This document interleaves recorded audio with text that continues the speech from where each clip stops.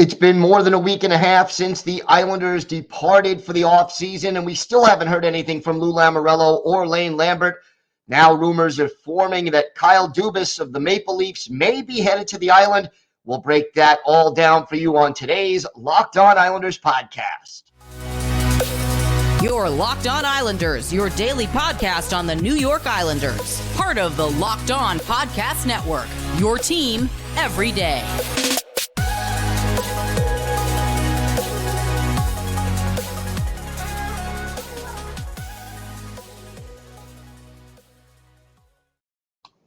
And welcome, everybody, to the Wednesday edition of the Locked On Islanders podcast, part of the Locked On Podcast Network, your team every day. And thank you for making Locked On Islanders your first listen every day.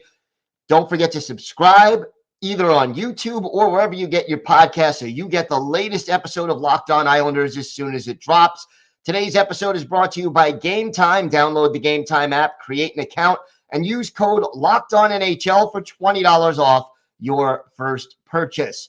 Lots to discuss on today's show, but first, if there's something Islanders related on your mind, if you have a question, a comment, maybe a topic you'd like us to discuss on a future episode, feel free to send us an email. The email address, lockedonislanders@gmail.com. And if you leave your first name and where you're from, we're happy to mention you on the show when we discuss whatever it is that's on your mind. You could also follow the show on Twitter at Locked On Isles, and you could follow me, Gil Martin, on Twitter at Ice Wars, NYR VSNYI. We'll keep you up to date on everything happening throughout this busy offseason, from hirings, firings, trade rumors, free agency, and the draft. So make sure you join us for that.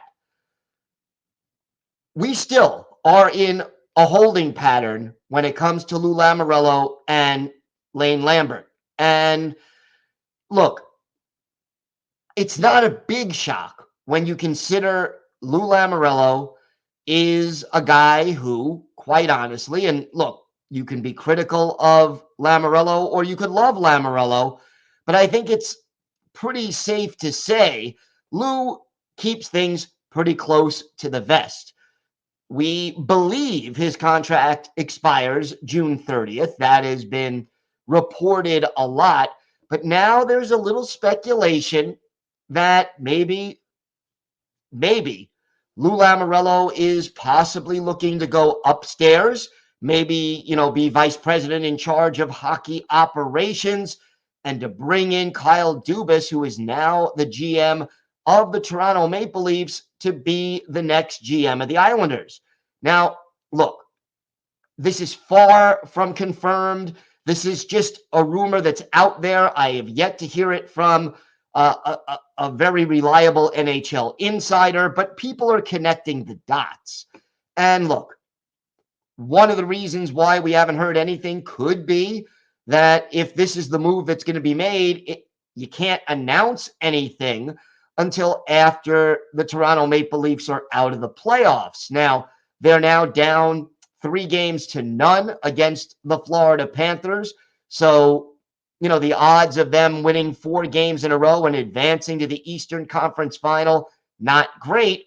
And Dubas worked with Lou Lamoriello in Toronto. He worked under Lou Lamoriello. He was, one of the co-assistant GMs and took over after Lamoriello left. And to his credit, Kyle Dubas was able to get the Maple Leafs out of the old and too expensive hole that Lou Lamoriello left the Maple Leafs in, and they've been a dominant regular season team.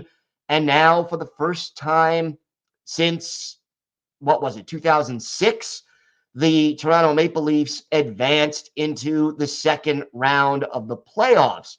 So there is a lot of things that, make sense, but we still do not know what is going to happen. And the longer we hear nothing, the more the speculation is going to grow. Again, we have a situation where Lou Lamoriello can't make an announcement if it is going to be Kyle Dubas, until after the Maple Leafs are done with the playoffs. And that may not be if they do make the big comeback and do reach, another round or two, even win the Stanley Cup. Well, then I doubt Dubas is going anywhere. But, again, you have to wait. And then it also assumes that the Maple Leafs would part ways with Dubas, or that Dubas would say, hey, I resign to go take the Islanders job. And yeah, the Islanders job, he gets to work with Lou Lamoriello again.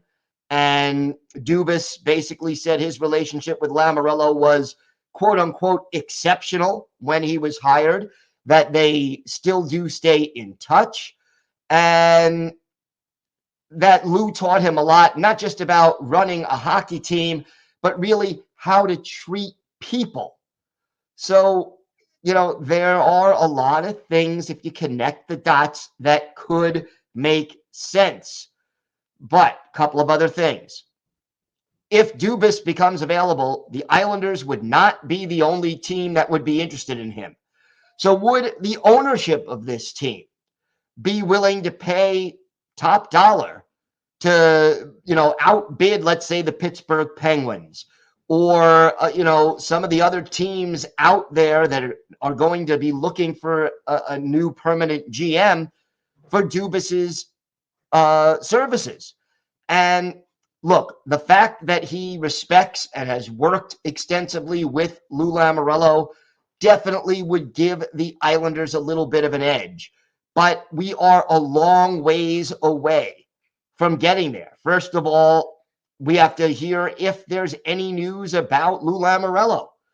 Second of all, we would have to find out if Dubas is going to remain in Toronto or move on from Toronto, or whether Toronto, the Maple Leafs, would be moving on from him.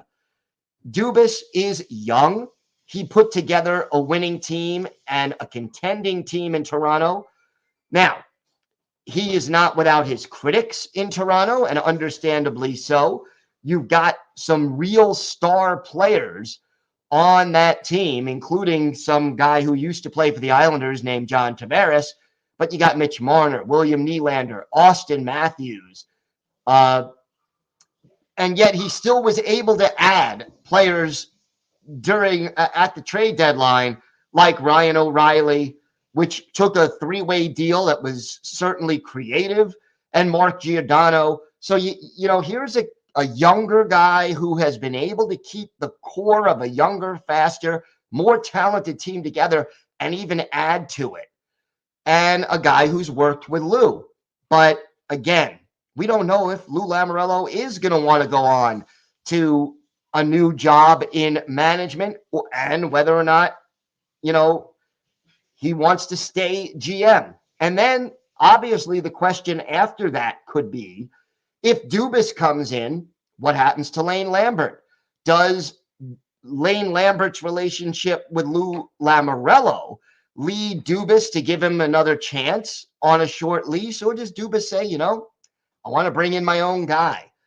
It's a lot of speculation. It's way too early. I'm not even saying it's likely to happen, but these rumors have been reported, and I certainly wanted to make sure I addressed them over the course of, this off season, especially since, this is what we're waiting for right now. Word about Lou Lamoriello's future, Lane Lambert's future, or at least to have that duo speak to the media about their future.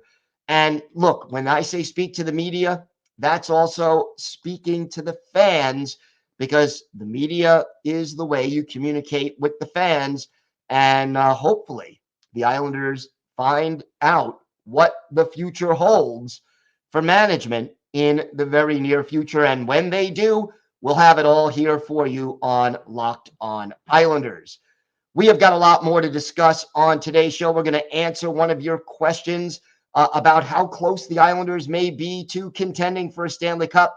And we got our season review of Pierre Engvall, that and a lot more still to come on today's Locked On Islanders podcast. Today's episode is brought to you by Indeed. There is no I in team, but there is one in Indeed, and that's the hiring platform you need to build your team. When you're hiring, you need Indeed. Indeed is the hiring platform where you can attract, interview, and hire all in one place. So instead of spending hours on multiple job sites searching for candidates with the right skills, Indeed is a powerful hiring platform that can help you do it all. We streamline hiring with powerful tools that find you matched candidates. With Instant Match, over 80% of employers get quality candidates whose resume on Indeed matches their job description the moment they sponsor a job, according to Indeed Data US. So start hiring now. You can get a $75 sponsored job credit to upgrade your job post at Indeed.com/locked on. This offer is good for a limited time. Claim your $75 credit now at Indeed.com/locked on. That's Indeed.com/locked on. Terms and conditions apply. Need to hire? You need Indeed. All right. So wanted to get to an interesting question from one of our listeners. And again, lockedonislanders@gmail.com. This one is from Mike from Sunnyside, Queens. And he writes, how far away are the Islanders from winning a cup? It's a challenging question since some teams load up with rentals like Toronto and the Rangers, but let's analyze depth. This team is built on defense and goaltending. You could argue the Isles have a top 5 goalie and defense in the NHL. Even with Varlamov's future unknown and Mayfield likely testing the market and gone, I think you can confidently say around the same ranking for both goaltending and defense next year. Centers are a difficult position to rank. However, center quality and depth is better than half the league and likely 1/3 of the league. So top 10 to 12 is reasonable. The weakness is at wing. Injuries and underachievers at wing have flawed the team.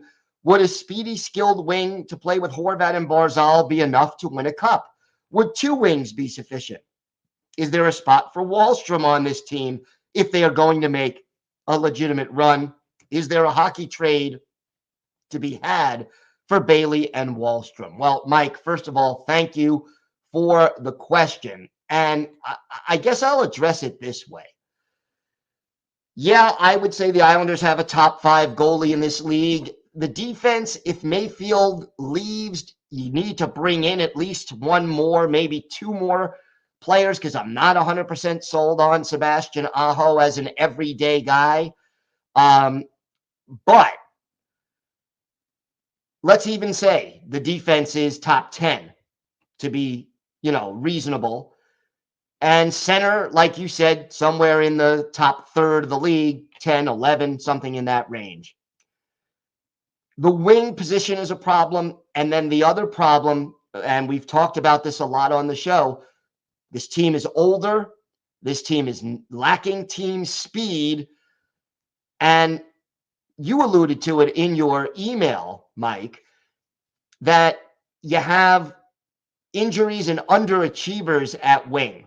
I'll go a step further. You have underachievers who are also overpaid. And when you add their age, their statistics, and their salaries, it gets harder to move on from those guys. So to answer your question, I think they need 2 wings. Wahlstrom could be one of them, but he's not proven yet. I don't know. I mean, ideally, you want Wahlstrom and a player who has a shot like Wahlstrom in your top 6. If Wahlstrom can give you 25 goals and be a steady part of your top 6, yeah, there's a place for him, but he hasn't done it yet. And he hasn't done a lot consistently yet in the league. Now, he hasn't always gotten a chance. But I think you need one speedy sniper, and I think you need to get faster elsewhere on your roster as well. I think you need a puck-moving defenseman, and I think you need another fast player, whether it's at center or at wing, who is going to help make this team a little tougher to play against. And, you cited Toronto and the Rangers. I'm going to cite 2 other teams. The Devils, And I'm going to cite the Edmonton Oilers. These are two teams that have speed and skill that is lethal. And the one thing that the 8 teams that are still in the playoffs right now have in common is speed and skill and youth to an extent. But, to me, this team, it doesn't need a complete teardown. There is talent here. There is, like you said, great goaltending, solid D, but they need to get younger, faster, more skilled, and they need 2 snipers. Now, the other thing you asked, Bailey and Wahlstrom, I don't think there's much of a market for Bailey right now. Wahlstrom could be part of a trade to bring in somebody, but the Islanders, in addition to being up against the cap when you're paying Anders Lee $7 million a year and JG Pageau $5 million and Kyle Palmieri $5 million, those deals add up. And the problem becomes trying to move these guys is just really difficult. So Bailey, I think they're going to buy him out. Wahlstrom, I think, could be packaged as a trade, but again, you're trading potential rather than production. So that's the sort of blueprint I have, Mike. But getting there, it's going to take creativity. And, whether you buy out Bailey and are able to trade, one of those over priced guys and get something back and start to rebuild this team, you can do that.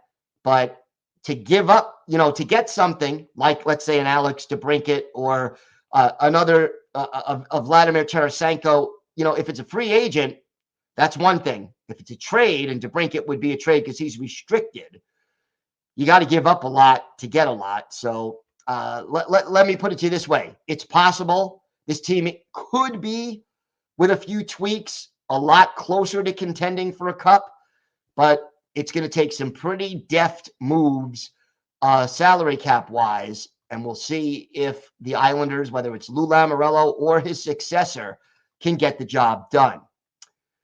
So I wanted to talk about Pierre Engvall and his season. Did he meet expectations? And what do we expect as to whether or not he'll be back next year? Engvall was acquired at the trade deadline for a 3rd-round pick. He played 18 games with the Islanders, 5 goals, 9 points in those games, but he was a +7. And by the end of his 18 games and into the playoffs, his chemistry with Brock Nelson and Kyle Palmieri gave the Islanders really the only line they had that was reliable enough to consistently put points on the board. The other thing Engvall has that he brings to the table is speed.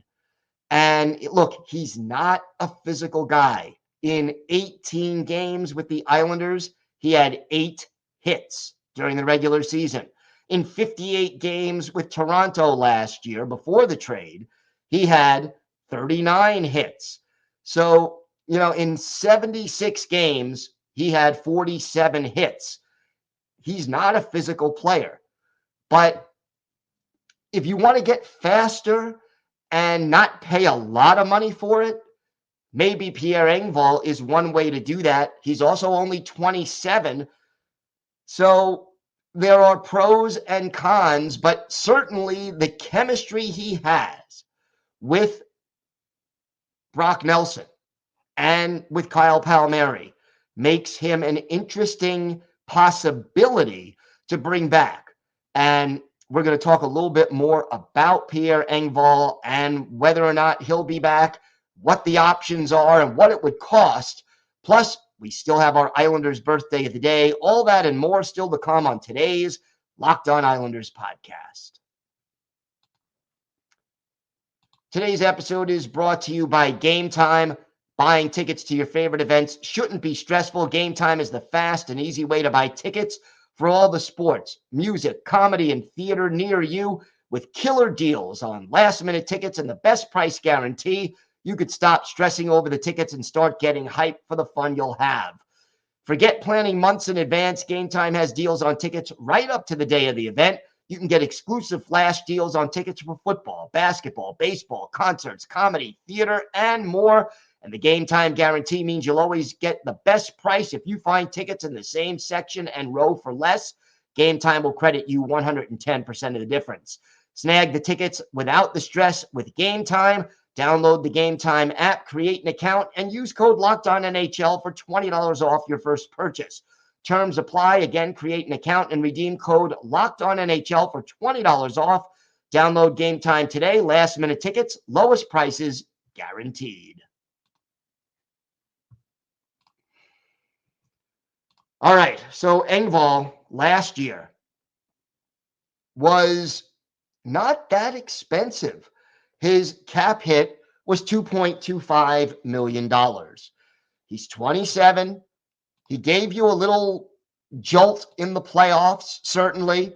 In a 6-game series, he was a +4, and the Islanders lost 4 of the 6 games. The only game he was a minus in was game 6. He was even or plus in all the other games.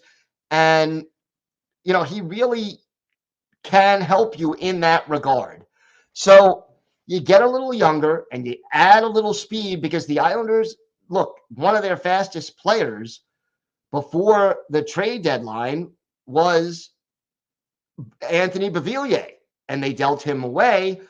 So you brought in Engvall. He gave you back a little speed. To me, if you could sign Engvall for $2.5 million to $3 million at most, maybe you bring him back. But is he a difference maker? I don't think so. He's 6'5", 220.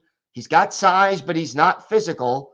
He can move deceptively quickly. He's got a little bit of scoring touch, but he's never been an elite goal scorer in this league. Never had more than the 17 goals, which is what he had this year in 76 games. And, overall, I think I wouldn't make Pierre Engvall my number one priority. So to me, he's probably going to want to test the market. I'd let him go out and test the market. But if there isn't a big market for him and you can get him at a reasonable rate, something close to what he was making last year, like I said, $2.5, $3 million tops, he gives you speed. Ideally, he's a third line guy, and the Islanders have plenty of them. So again, I wouldn't make him a priority, but I wouldn't totally close the door on Engvall coming back. He's a useful player, but not an essential player. And that is really where I would rank him at the present time. And, to me, and every day, as you've heard me talk about Pierre Engvall before, but I like him, but he's good, but he's not vital to the team. Does he still have some upside? Because, 17 goals, despite the fact that he's never, especially on Toronto, been in the top 6. He was with the Islanders. The numbers are not overwhelming. 5 goals in 18 games puts you at about, 21 goals for a season. And we're talking about 41 points, so 21 goals, 20 assists. Yeah, maybe.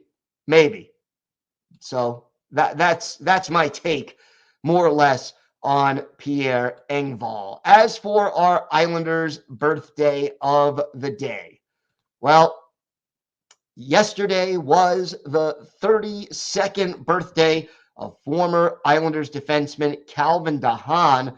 DeHaan, still active in the NHL with the Carolina Hurricanes, played 53 games for them this year, 2 goals, 12 points.